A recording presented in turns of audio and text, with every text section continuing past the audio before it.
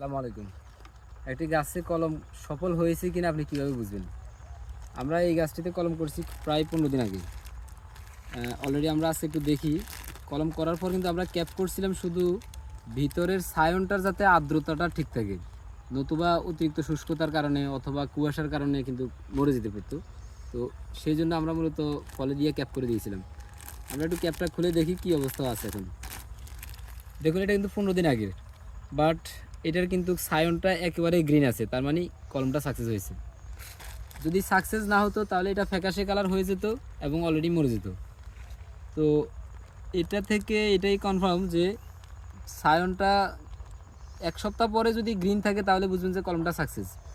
তবে আমরা ক্যাপটা খুলে দিতে পারবো আরও কয়েকদিন পরে, বাট এই যে আমরা এখানে পেঁচিয়ে রাখছি এটা কিন্তু খুলে যাওয়া যাবে না। এটা নর্মালি 3 মাস রাখতে হবে।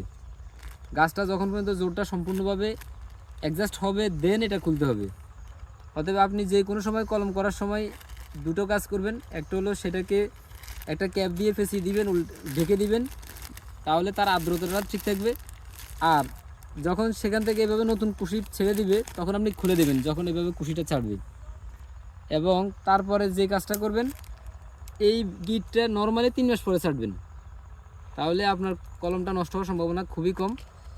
ধন্যবাদ। এরকম ইনফরমেটিভ ভিডিও পেতে হলে অবশ্যই মাল্টিক্রাফটিং বিডির সাথেই থাকুন। আসসালামু আলাইকুম।